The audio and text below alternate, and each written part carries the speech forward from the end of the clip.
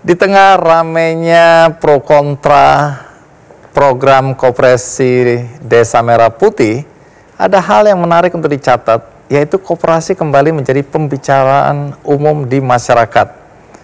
Dan yang juga menarik adalah selama ini kita merasa seakan-akan koperasi itu adalah satu kegiatan usaha yang konvensional, tidak kekinian, masa lalu, dan tidak menarik untuk kalangan anak-anak muda.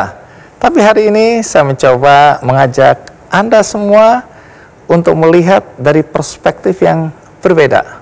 Karena ada seorang anak muda yang ternyata mampu mengembangkan koperasi dengan cara, gaya, dan tentu saja model-model bisnis kekinian.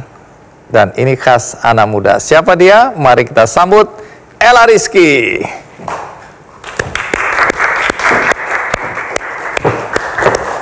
Ella, terima kasih sudah hadir. Silakan duduk. Ella berasal dari mana? Asal saya dari Dusun Semen, Trenten, Candimulyo, Magelang. Nah, kalau udah mulai dusun ini susah ini kita untuk mencoba membayangkan. Dusun itu artinya tidak di kota Magelang. Iya, dia di kabupaten. Kebetulan jalan ke dusun saya itu sangat berliku, sempit, dan sini tebing, sini jurang. Ella, menarik sekali, karena sekarang boleh tahu umur nggak ya? Boleh. Umurmu berapa sekarang? 30. Oke, pendidikan apa? S3. S3 apa? Kimia, Bang Adi, di Nah, UGM. Tadi aku membuka episode kali ini dengan menyebut bahwa ada satu anak muda yang ternyata bisa mengembangkan koperasi. Jadi Ella aktif di koperasi. Iya, betul Bang Andi. Jadi tahun 2017 waktu itu masih semester 7 di S1, itu saya udah terjun ke koperasi gitu. Karena sebelumnya itu lihat film ya, Mas Cokro Aminoto, wih koperasi keren banget memerdekakan bangsa gitu kan. Nah dari situlah pengenlah jadi anak muda pahlawan idealis gitu ya. Terus kita 2017 tuh mengaktifkan koperasi yang tadinya itu kelompok wanita tani Nira Lestari. Ini biar ada bisnisnya nih. Nah kita bentuk koperasi Nira Lestari Makmur gitu. Nah dari semester 7 itu mulai bentuk koperasi, mulai jualan, ada hasilnya, kita RAT, rapat akhir tahun. Kalau di koperasi kita ini bentuknya kayak modern gitu Bang Andi, jadi kita rapat pemegang saham gitu. Ada CEO-nya, ada manajernya gitu, jadi istilah-istilah yang zaman dulu gitu nggak kita pakai. Iya, pakainya. Iya. Oke, jadi Ella sebagai apa di situ? Jadi CEO-nya. CEO. Koperasi Nira Lestari. Betul, induk Nira Lestari. Jadi Ella sudah berapa lama ngurusin koperasi ini? Dari tahun 2017. 2017 itu baru koperasi primer ya, baru koperasi berbentuk sendiri. Terus waktu itu berjalannya usaha, alhamdulillah bisa ekspor tuh Bang Andi. Tahun 2023 itu permintaan banyak, akhirnya kita harus ekspansi. Ekspansi kan otomatis kita harus menggandeng koperasi yang lain, memberdayakan petani-petani gula kelapa. Kebetulan ini koperasi bergerak di bidang gula kelapa. Yang diekspor apa? Gula kelapa organik.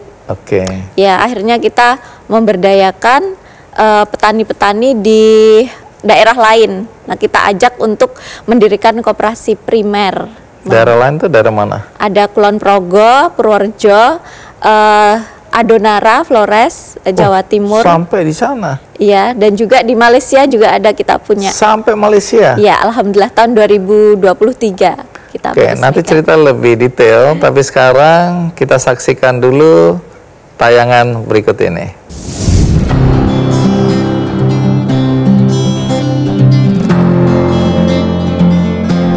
Ella Rizky Farihatul Maftuhah adalah salah satu inspirator bagi para pemuda Indonesia. Perempuan kelahiran Dusun Semen, Desa Trenten, Kecamatan Candimulyo, Kabupaten Magelang, Jawa Tengah ini berhasil mengubah wajah desanya menjadi lebih maju dan berkembang.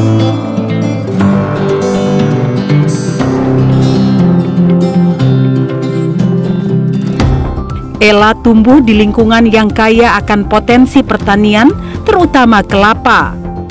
Melihat potensi yang besar, tapi belum tergarap maksimal, Ella bertekad memaksimalkan potensi itu demi kesejahteraan masyarakat desanya. Ella mulai melakukan eksperimen dan penelitian, yakni mengolah nira menjadi produk lebih bernilai, yaitu gula semut. Ella mulai mengajak dan melakukan sosialisasi kepada warga sekitar untuk membuat produk gula semut agar lebih meningkatkan nilai jual. Namun jalannya tidaklah mulus. Ia harus menghadapi para tengkulak gula Jawa dan penolakan dari beberapa pihak. Seiring berjalannya waktu, warga pun mulai menyadari bahwa olahan nira menjadi gula semut lebih banyak mendatangkan keuntungan. Warga pun beralih memproduksi gula semut. Usaha Ella tak berhenti sampai di situ. Ella kemudian membentuk koperasi Kelompok Wanita Tani Nira Lestari Makmur pada tahun 2017. Beberapa koperasi primer di bawah koperasi induk pun berdiri di Purworejo dengan 85 anggota, Kulon Progo dengan 233 anggota, dan Flores NTT dengan 2 petani milenial.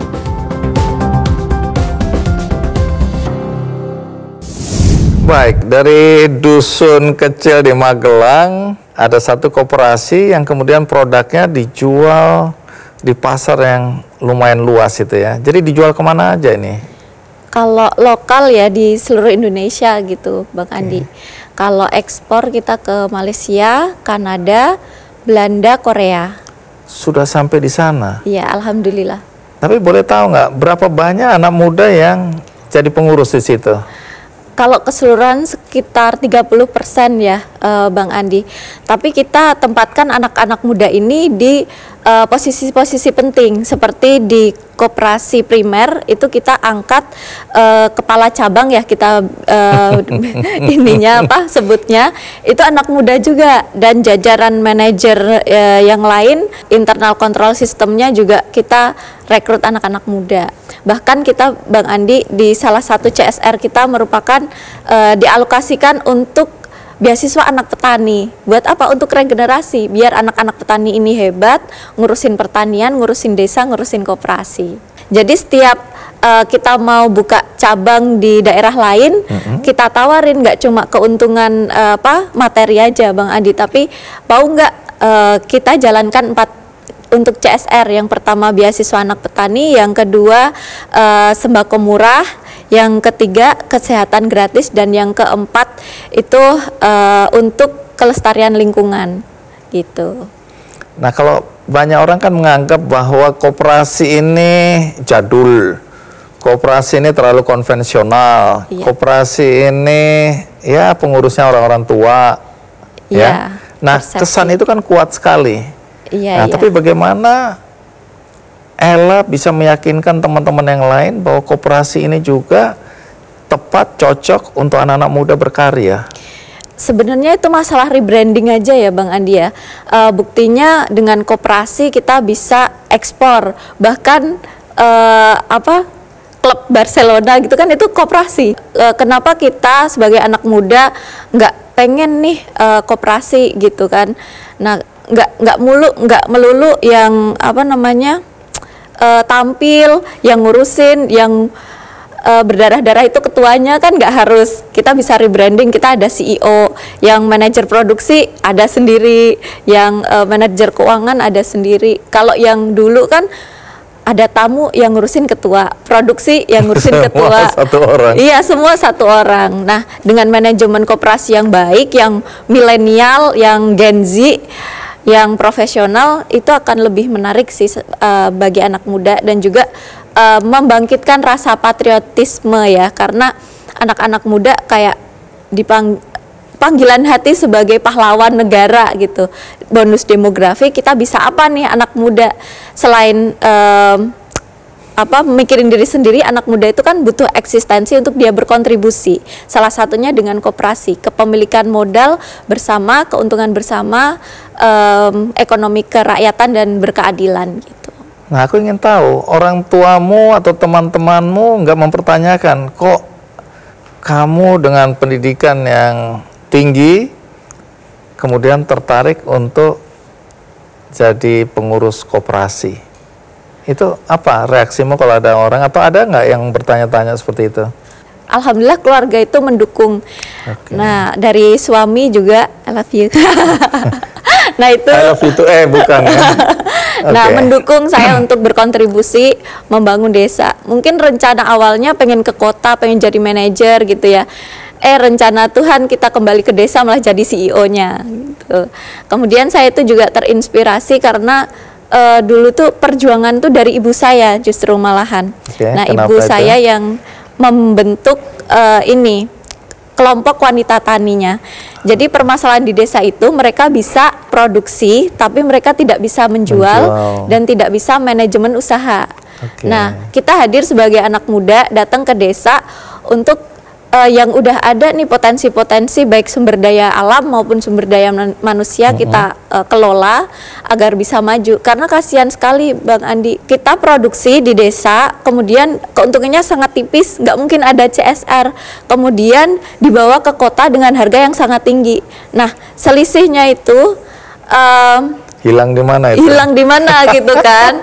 Nah, tidak jatuh kepada petani. Iya ya. betul, tidak jatuh kepada petani. Nah, makanya kita anak muda datang mengelola biar keuntungannya itu bisa maksimal mensejahterakan para petani dan juga para konsumen kita yang ada di kota ini tidak terlalu mahal. Jadi win-win solution lah.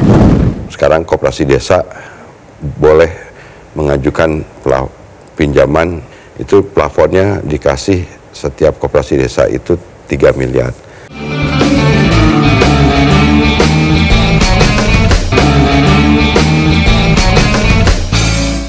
Pendidikan Ella kimia semua ya? Iya. S1, S2, Dari S3? D3. Oh, dari D3 Iya. bahkan ya? Iya, D3, S1, S2, S2, S3. semuanya kimia? Betul Bang Andi. Nah, apa manfaat ilmu yang Ella pelajarin dari waktu ke waktu ini bagi kegiatan bisnis gula semut atau nira ini tadi, gula kelapa ini? Sangat berpengaruh ya. Jadi orang bilang kimia itu adalah arsitek molekul. Jadi produk yang bagaimana awalnya itu dari kimia gitu, dari struktur dan lain sebagainya, dari atom gitu. Jadi ketika buyer pengen kekeringan yang segini gitu kan, saya bisa kemudian ada permintaan ke negara A, B, C, D yang berbeda-beda. Nah, itu saya bisa menuruti permintaan. Kemudian yang kedua, ini sangat berpengaruh pada brand Bang Andi. Jadi kita branding internasionalnya Golden Nira. Nah, itu udah dijual di Malaysia sama Thailand. Brandnya Golden Nira juga. Oke, kalau dalam negeri? Golden Nira juga. Oh, oke. Nah, soal digitalisasi ini bagaimana? Digitalisasi memang kita juga merekrut anak-anak muda juga yang pintar programmer, kita suruh bikin website dan lain sebagainya, kemudian yang pintar konten, sosmed. Nah, itu kita rekrut juga Bang Andi. Bahkan kita sama suami itu kita ada yang namanya Wangon. Kita bikinin cafe juga. Nah, di situ anak-anak muda yang suka konten, edit dan lain sebagainya kita fasilitasin di juga. Situ Wangon. Iya, Wangon. Oke. Wangon Cafe. Menarik ini, Ella, karena aku sering ngobrol sama Menteri Koperasi ya, Pak Ferry Juliantono. Nah, Pak Ferry ini selalu ingin agar koperasi ini bukan dalam perspektif masa lalu, di mana tadi aku bilang pengurusnya ini sudah kurang bersemangat lagi. Dia ingin mentransformasi dalam bentuk koperasi Desa Merah Putih ini ke anak-anak muda. Nah, nanti aku mau undang supaya bisa dia juga tanya-tanya ya. Iya, boleh. Oke, kalau gitu kita berikan aplaus yang meriah untuk Pak Ferry. Pak Ferry ini ketua koperasi yang luar biasa, iya, sehat selalu. Iya. Ya. Terima kasih untuk kehadirannya. Iya. Jadi Pak Ferry ini selain Menteri Koperasi, pembentuk Koperasi Desa Merah Putih. Berdasarkan Inpres nomor 9 tahun 2025, jadi Presiden mengkoordinasikan dalam Inpres itu 18 kementerian lembaga plus dengan seluruh daerah, artinya provinsi, kabupaten, kota, dan kemudian ada Kepres nomornya juga sama, nomor 9 tahun 2025 tentang pembentukan satuan tugas percepatan pembentukan koperasi desa Kelurahan Merah Putih. Nah, di situ ada Ketua Satgasnya Pak Zulkifli Hasan selaku Menko Pangan, Menteri Kelautan, Menteri Dalam Negeri, kemudian tugasnya memang mengkoordinasikan 18 kementerian lembaga. Jadi mungkin ini baru kejadian pertama kali juga ada Inpres dan Kepres yang sifatnya mengkoordinasikan kementerian lembaga plus dengan daerah, provinsi, kabupaten, kota, bahkan sampai desa. Jadi memang Presiden ingin mengembalikan lagi sebenarnya koperasi ini, ngejar ketinggalan dari badan usaha milik swasta maupun BUMN. Kan ketinggalannya dari aset, dari volume usaha kegiatan, terus kemudian dari partisipasi masyarakat untuk jadi anggota koperasi kan relatif rendah gitu. Jauh ketinggalan belakangan ini dibandingkan dengan badan usaha milik negara dan swasta, badan usaha swasta. Nah, ini nanti akan itu saya elaborasi nih. Bentuk 80.000 koperasi di 80.000 desa. Jadi maknanya Presiden ingin koperasi ngejar dari sisi aset, volume usaha kegiatan plus dengan partisipasi masyarakat untuk jadi anggota koperasi dalam waktu yang relatif cepat. Kemudian ada akselerasinya nanti yang akan berdampak terhadap 80.000 desa, hampir mewakili hampir setiap desa di seluruh Indonesia, termasuk kelurahannya. Iya, jadi desa dan kelurahan. Alhamdulillah, Mas Andi, ini Inpresnya keluar akhir Maret, kemarin diresmikan oleh Pak Presiden di Klaten, itu resmi terbentuk 81.000 malah koperasi desa Kelurahan Merah Putih terbentuk di seluruh Indonesia. Kegiatan koperasi desa ini yang pertama adalah untuk melakukan kegiatan simpan pinjam dan pembiayaan. Kedua juga bisa membuka usaha kegiatan toko, kemudian apotik desa, klinik desa, kemudian pergudangan dan logistik. Plus dengan kegiatan koperasi yang disesuaikan dengan potensi usaha atau kebutuhan yang ada di masyarakat desa itu sendiri. Sekarang harus didetailkan lagi nih sekarang. Jadi ada beberapa peraturan-peraturan menteri, juklak, juknis yang harus direlaksasi menyesuaikan dengan kepentingan pembentukan koperasi desa. Contohnya ada keputusan Menteri Keuangan yang kemudian sekarang koperasi desa boleh mengajukan pinjaman yang disediakan oleh bank himbara, artinya BNI, BRI, BSI, BTN, Bank Mandiri, itu plafonnya dikasih setiap koperasi desa itu 3 miliar. Nah, kemudian dikasih masa tenor untuk pinjaman modal kerjanya 6 tahun, kemudian untuk investasi 10 tahun, kemudian ada grace period 6 sampai 8 bulan yang nanti mudah-mudahan itu bisa meringankan koperasi-koperasi desa kelurahan ini untuk melakukan aktivitasnya. Jadi memang kerja berat dan sangat detail. Jadi tahap operasional ini memang sudah sangat kualitatif nih. Dan tapi menariknya juga meskipun ini diinisiasi oleh Presiden, didukung oleh instrumen Inpres, Kepres dan kebijakan dari kementerian-kementerian dan lembaga, tetapi proses pembentukan koperasi desa kelurahan ini adalah tetap menggunakan prinsip-prinsip perkoperasian, Mas Andi. Jadi tetap bottom up juga karena melalui musyawarah desa dan kelurahan untuk memilih pengawas, pengurus dan lain sebagainya. Jadi ini hybrid lah bahasa sekarangnya. Jadi kombinasi top down dengan bottom up-nya. Nah, tahap operasional ini memang kita rencananya tadi juga ada rapat di kantor Satgas, di kantor Menko Pangan. Kemudian kita udah mulai lagi untuk mentargetkan setelah pembentukan koperasi desa kelurahan ini, selanjutnya sekitar 10 sampai 15 ribu koperasi desa ini udah siap beroperasi. Nah, artinya yang udah jadi siap pertanyaan sekarang memang kan di masyarakat ya. Nanti banyak pertanyaan. Banyak. Tapi salah satu memang adalah kemampuan penyediaan sumber daya manusia. Aku bisa membuktikan sendiri dari desa kita bisa memberdayakan masyarakat, bahkan bisa ekspor, bahkan brand kita diakuin sama luar negeri.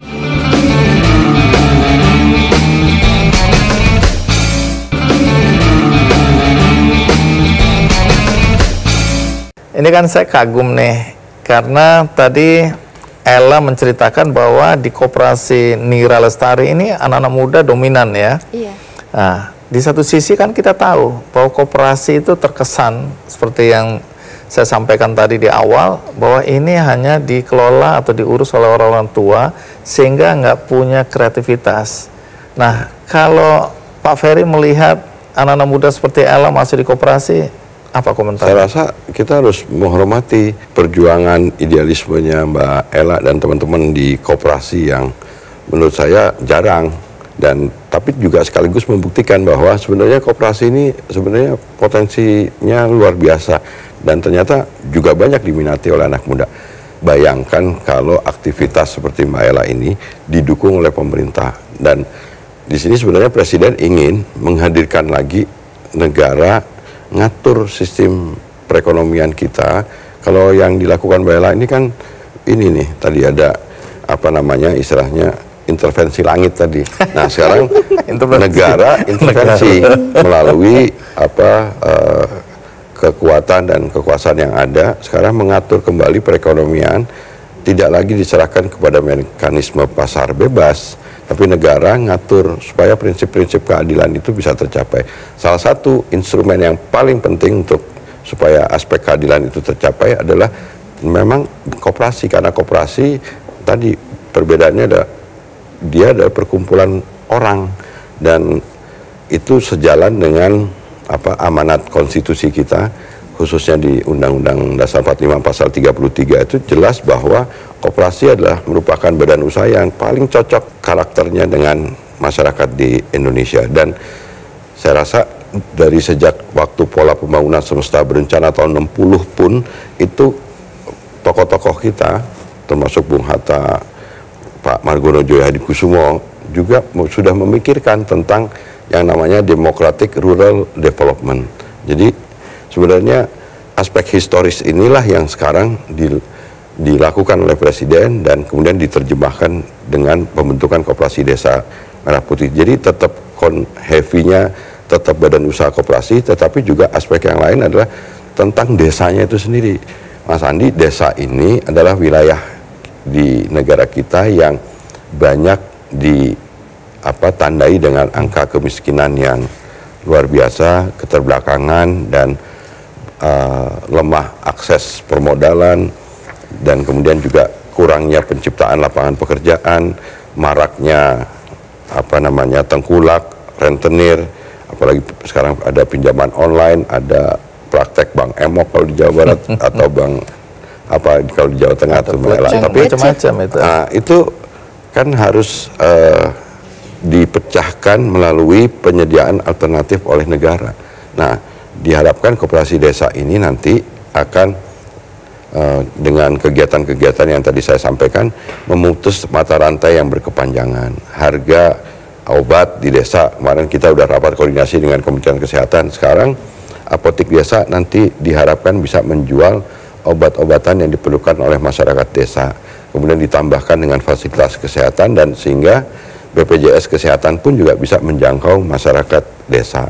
Kemudian toko, jadi bisa menjual juga gas LPG 3 kilo, supaya masyarakat desa sebagai masyarakat yang sebenarnya penerima manfaat yang harusnya diprioritaskan dari subsidi gas LPG 3 kilo bisa sampai ke penerima manfaatnya. Kemudian bagaimana sinergi dengan koperasi-koperasi seperti yang sudah ada seperti ini? Saya rasa apa yang sudah dilakukan oleh Mbak Ella dan teman-teman koperasi yang sudah existing terlebih dahulu, nanti akan terbentuk ekosistemnya sendiri, karena pasti nanti akan ada kegiatan sekundernya. Jadi di level yang lebih tingginya lagi, nanti akan ada, saya rasa pasti akan ada kerjasama. Jadi ada ada saling bisa mendukung sebenarnya, saling menguatkan. Jadi kalau sekarang koperasi desa ini kan sifatnya primer di pedesaan. Tapi nanti kalau bayangin kalau ada 80.000 primer kan butuh teman-teman yang sudah eksis. Ada gudang-gudangnya, ada distribution centernya, ada kemudian nanti ada mungkin pusat pelatihan untuk yang tadi Mas Andi bilang untuk menyiapkan SDM dan lain sebagainya. Nah, kami juga di dalam pembentukan koperasi desa ini sekarang sudah mulai diberikan pelatihan, kemudian sudah mulai juga diberikan training untuk bisnis asisten karena memang perlu didampingi juga. Siapa ini bisnis asisten ini? Nanti kita akan libatkan anak-anak muda juga, karena memang koperasi sekarang pendekatannya juga harus didekati karena ada penggunaan teknologinya, ada artificial intelligence, pengurus-pengurus koperasi yang sudah terbentuk ini minimal sudah kita analisa melalui artificial intelligence, pengurus ini cocoknya, bakatnya jadi ngelola toko, jadi manajer toko, atau jadi manajer apotek, atau jadi manajer pergudangan, atau manajer logistik. Itu kan juga minimal kita bisa memanfaatkan pendekatan kekinian, karena kalau tidak memang akan makan waktu yang lama untuk melatih itu. Jadi menurut saya memang sekarang pendekatan koperasi, termasuk koperasi desa ini, memang kita akan menggunakan banyak sekali anak-anak muda juga dan teknologi. Masalah yang lebih krusial lagi adalah sekarang desa didiami hanya 40% anak muda, Mas Andi, Mbak Ella. Jadi ini kalau tidak segera diatasi, khawatir nanti akan ada penyusutan jumlah anak muda di desa. Nah, oleh karena itu koperasi desa ini kalau nanti apalagi ada manajer-manajer koperasi dan lain sebagainya, ini kan akan membuka penciptaan lapangan pekerjaan di desa-desa itu. Ella dan teman-temannya ini bisa mengundang anak-anak muda yang keluar dari desa kembali lagi atau tidak? Iya, bisa. Itu terjadi itu ya? Terjadi. Oh, menarik ini. Makanya. Nah, yang juga aku mau tanya nih, apa dampak yang dirasakan oleh masyarakat dengan kehadiran koperasi di desa seperti ini? Masyarakat sangat terbantu ya, karena anak-anak muda ini bergerak untuk kesejahteraan masyarakat situ. Contohnya tadi kita usaha, kemudian CSR-nya langsung kita berikan, langsung dampaknya ke masyarakat. Sembako murah di desa saya itu, Bang Andi, nggak cuma hanya mohon maaf ya, orang-orang miskin yang dapat itu, nggak semua kakak dapat. Semua kakak dapat sembako murah. Asas keadilan. Iya, asas keadilan. Semua dapat. Kemudian yang anak-anak petani kita kasih beasiswa, yang kesehatan juga kita uruskan BPJS-nya maupun BPJS ketenagakerjaan. Sebelum Ella meninggalkan kita berdua ngobrol, saya ingin Ella menyampaikan sesuatu untuk anak-anak muda, bahwa koperasi ini juga keren gitu loh. Koperasi ini juga bisa menjadi alternatif karir bagi anak-anak muda. Nah, sampaikan sesuatu yang membuat misalnya anak-anak muda lihat, wih keren juga. Ya, buat anak-anak muda yang mungkin di kota maupun di desa, ternyata koperasi itu sangat keren loh. Aku bisa membuktikan sendiri, dari desa kita bisa memberdayakan masyarakat, bahkan bisa ekspor, bahkan brand kita diakuin sama luar negeri. Karena apa? Karena anak-anak muda yang terjun ke koperasi nggak cuma untuk dirinya sendiri, tapi juga bermanfaat untuk orang lain. Nah, dari situ kita ada asas nih di koperasi, asas individualitas dalam kolektivitas, di mana anak muda itu kalau di koperasi nggak mungkin miskin. Koperasi itu yang ada cuma orang kaya dan orang yang cukup. Kalau kamu mau kaya banget, teruslah berproses. Semakin kamu berproses, semakin koperasinya sejahtera, semakin memberdayakan orang banyak, kamu juga semakin sejahtera, semakin jadi orang kaya. Wah. Menarik. Baik, Ella, terima kasih ya sudah hadir di sini. Sama-sama, ya, senang Bang juga Andi. jadi bisa memberikan perspektif juga bagi Pak Ferry ya, bagaimana nanti anak-anak muda juga punya visi yang seperti Ella. Nah kalau itu terjadi di Koperasi Merah Putih tadi, ya memang keren ya. Dengan adanya koperasi desa diharapkan masyarakat desanya juga naik derajatnya, tapi kemudian juga desanya juga bisa punya pendapatan tambahan yang lain.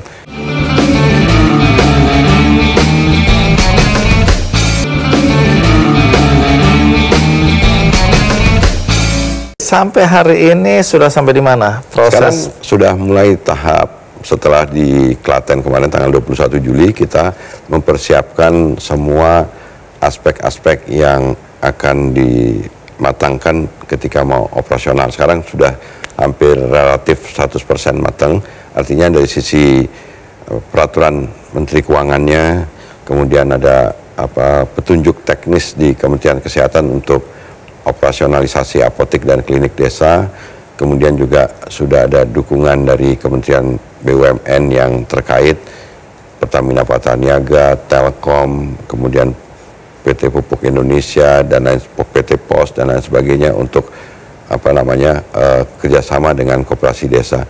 Kemudian juga termasuk BUMN Bank Himbara. Selain Bank Himbara itu adalah bank daerah. Nah sekarang tahapnya udah matang, kemudian pelatihan yang tadi saya sampaikan udah mulai dikerjakan. Sudah kami kerjasama dengan Kementerian Tenaga Kerja menggunakan fasilitas Balai Latihan Kerja dan Balai Latihan Komunitas yang dimiliki oleh Kementerian Tenaga Kerja, dan kita udah latih beberapa tempat koperasi desa pengurus-pengurusnya. Nah sekarang kita mau mentargetkan operasionalisasinya di 10.000 sampai 15.000 di desa-desa yang relatif sudah tergolong mandiri dalam pengertian yang relatif lebih maju. Kenapa? Karena memang tahap operasional ini kita akan lakukan secara lebih komprehensif, lebih perlu kematangan dan persiapannya juga beda lagi nih Mas Andi dibanding dengan waktu tahap pembentukan. Selain itu yang juga sudah dilakukan adalah sekarang kita mengkonsolidasikan pendataan untuk microsite misalnya, untuk mulai dikonsolidasikan agar jangan sampai semua bikin aplikasi masing-masing gitu. Dan kemudian cloud dan kemudian data centernya juga sudah kita persiapkan, kemudian infrastrukturnya juga sudah kita persiapkan, bahkan kita juga sudah akan mempersiapkan untuk bisa e-commerce. Sebenarnya ini adalah satu momentum yang baik ketika ada seorang pemimpin di sebuah negara melakukan pemihakan, dan ini tinggal kami yang di Satgas yang tadi ada 18 kementerian lembaga, kepala daerah, gubernur, bupati, wali kota menerjemahkan keinginan presiden untuk membangun koperasi desa itu. Ternyata kerja keroyokan memang menjadikan kita relatif lebih ringan jalannya, karena pembentukan 80.000 koperasi desa kelurahan di Merah Putih kemarin relatif 4 bulan kan Mas Andi, itu tidak menggunakan duit APBN karena disediakan dari APBD yang mengambil dari porsi dari penggunaan biaya tidak terduga untuk bayar akte notaris daerah, ya? Iya, yang sudah kita buat juklaknya oleh Kementerian Koperasi itu 2,5 juta paling mahal. Jadi ini proyek program negara. Itu bisa pakai dana CSR juga. Lalu kalau dana desa bagaimana? Boleh juga?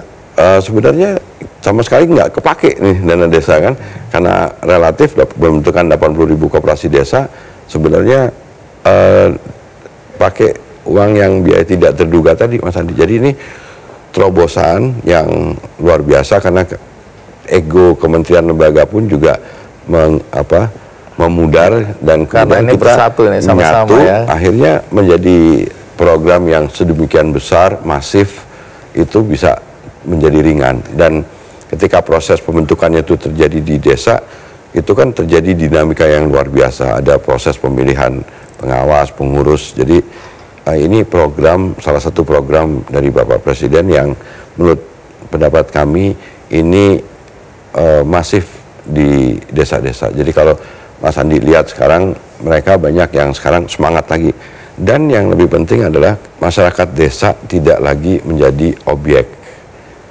tapi sekarang kita edukasi untuk menjadi subjek, supaya mereka menjadi pengusaha lagi, berpikir produktif lagi. Dan nanti harapannya adalah ketika operasionalisasi koperasi desa ini bisa berjalan, kemanfaatannya pun juga nanti akan mudah-mudahan bisa dirasakan oleh masyarakat desa itu sendiri.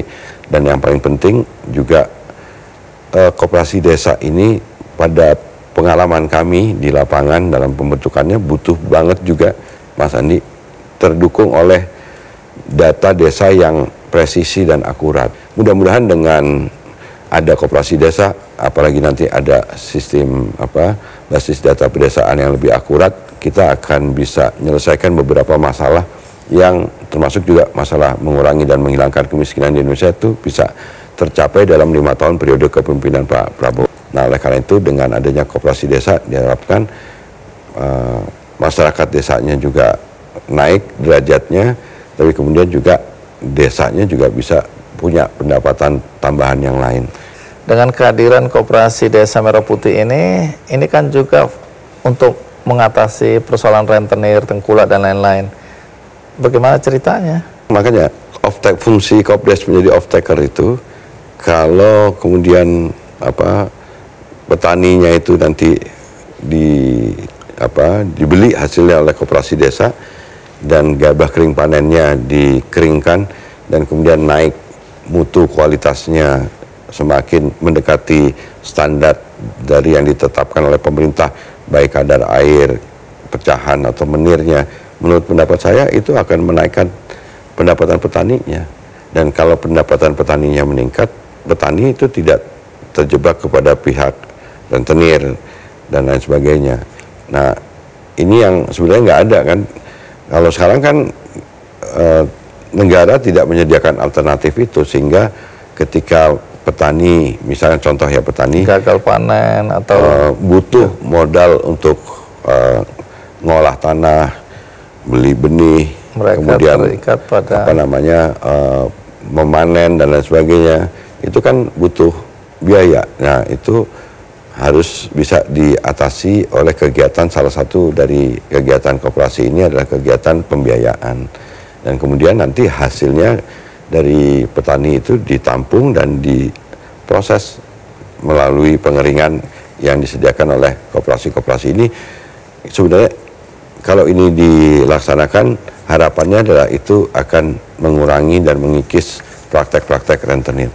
Kemudian juga yang lebih penting adalah soal terlalu panjangnya mata rantai distribusi yang berkepanjangan, Mas Andi. Ini makin ke desa bukannya tambah murah, tapi malah jadi makin mahal. Iya, kalau harga tinggi yang diuntungkan bukan petani selama ini kan. Akhirnya kan rente itu terlalu surplus value-nya itu diambil oleh middleman, bukan oleh masyarakat. Jadi kalau misalkan koperasi desa bisnisnya salah satunya adalah menyalurkan gas LPG 3 kilo, misalkan di desa itu ada sekitar berapa ribu rumah tangga petaninya, itu koperasi desanya bisa jual misalkan 3.000 tabung gas dengan tingkat keuntungan 3 juta gitu per bulannya, kan bisa signifikan gitu. Itu baru satu jenis kegiatan dan kita sedang memfinalisasi itu. Jadi karena dia berstatus menjadi pangkalan, dia akan harganya harga agen dan masyarakat desa bisa beli sesuai dengan harga yang ditetapkan gitu. Pupuk juga sekarang dengan adanya koperasi desa yang termasuk pupuk bersubsidi, sekarang bisa langsung disalurkan melalui koperasi-koperasi desa itu. Jadi bisa lebih mendekatkan pupuk itu. Kalau dulu petani yang nyari-nyari pupuk, sekarang pupuknya yang nyari-nyari petani. Jadi memang sudah bisa jangkau sampai ke bawah. Jadi instrumen kelembagaan di desa memang menjadi penting, Mas Andi, karena itu akan memangkas rantai distribusi yang berkepanjangan, kemudian juga bisa mendekatkan barangnya kepada masyarakat desa dengan harga relatif yang harganya lebih murah gitu. Dan memang Pak Prabowo ingin mengembalikan arah perekonomian kita kembali sesuai dengan pasal 33 Undang-Undang Dasar 45. Jadi ini luar biasa. Cuma memang menerjemahkan ide besar ini memang berat. Tapi kami semua optimis. Waktu nanti luar biasa. Ini kerja Kementerian Koperasi kerja siang malam dengan jajaran semuanya, karena selain soal koperasi desa tentu ya, kan juga kita tetap ngurusin kegiatan koperasi-koperasi, termasuk gabungan koperasi-koperasi yang bergerak di sektor industri pun juga sekarang kita selamatkan, industri tekstil, gabungan koperasi batik Indonesia, koperasi pondok pesantren, kemudian koperasi-koperasi yang ada tetap kita perhatikan di luar fokus yang diamanatkan oleh Presiden tentang pembentukan koperasi desa ini. Jadi memang perlu effort besar. Menarik, ini sejarah akan mencatat ya dengan segala apa yang dilakukan hari ini. Jadi memang masih banyak hal yang harus diperbaiki atau disempurnakan. Tapi kalau ini kata penutup ini, closing statement, kalau masih ada orang yang meragukan, coba simpulkan dengan kalimat yang pendek aja bahwa Koperasi Desa Merah Putih ini adalah memang alternatif untuk kesejahteraan masyarakat di pedesaan. Ya, karena koperasi desa adalah instrumen kelembagaan badan usaha yang ada di desa yang akan menjadikan masyarakat desa menjadi pelaku ekonomi, dan dengan penciptaan lapangan pekerjaan karena akan terbuka nanti kegiatan pengurus, manajer-manajer yang akan membuka kesempatan bagi generasi muda di desa untuk bisa menjadikan warna dan format koperasi desa yang ada ini menjadi lebih keren dan lebih kekinian yang bisa menimbulkan harapan baru bagi masyarakat di desa, khususnya dari anak-anak muda. Dan harapannya bagi negara adalah bahwa koperasi desa itu menjadi instrumen yang kami yakini akan bisa menyelesaikan masalah-masalah elementer dan mendasar yang penting yang harus dicapai oleh pemerintahan Pak Prabowo dalam periode sekarang. Dengan dukungan yang tadi, penyempurnaan data desa, saya yakin Indonesia akan masuk ke dalam sebuah fase di mana pertumbuhan itu akan terjadi di desa, dan itu akan secara agregat akan meningkatkan pertumbuhan ekonomi secara nasional. Jadi menurut saya ini pilihan ideologis. Pak Presiden sudah punya sikap dan kita terjemahkan, memang kerja berat, tapi kita memang harus mengatasi masalah-masalah yang selama ini mustahil diselesaikan, seperti soal kemiskinan dan lain sebagainya. Jadi harapannya ini harus didukung juga, karena ini juga bisa menimbulkan kegairahan baru. Jadi saya rasa masyarakat juga harus diajarkan kembali untuk menjadi masyarakat yang produktif dan gotong royong. Kita kembali gotong royong ini, gotong itu kita punya tujuan bersama, kita menghimpun kekuatan bersama, royong itu membagi manfaat secara bersama. Dan Pak Prabowo akan memastikan soal keadilan itu menggunakan instrumen koperasi desa Kelurahan Merah Putih. Jadi, tapi tetap mohon dukungan dan doanya juga, Mas Andi. Kalau tujuannya baik ya pasti dukungan masyarakat akan banyak ya. Jadi mudah-mudahan ini sejarah akan mencatat bagaimana ada perubahan yang signifikan, terutama untuk kesejahteraan masyarakat di pedesaan. Baik, terima kasih Pak Ferry, sukses, semoga tetap semangat. Semangat, ini kita luar biasa ini kerjanya, tapi mudah-mudahan ini akan menjadi momentum bersejarah juga kan, dan kita bisa melanjutkan cita-cita dari para founding fathers, tokoh-tokoh pendiri Republik dan tokoh-tokoh kita semuanya yang belum tuntas. Mudah-mudahan kita tuntaskan dengan adanya Koperasi Desa Kelurahan Merah Putih ini. Baik. Terima kasih. Sama-sama Mas Andi. Semoga ini memberikan inspirasi dan memberikan jawaban bagi banyak orang terhadap kehadiran Koperasi Desa Merah Putih. Siap. Selamat bertugas. Sama-sama. Sampai jumpa. Semangat di terus, Mas kisah Andi. sukses berikutnya. Baik. Sampai jumpa di Kick Andy berikutnya.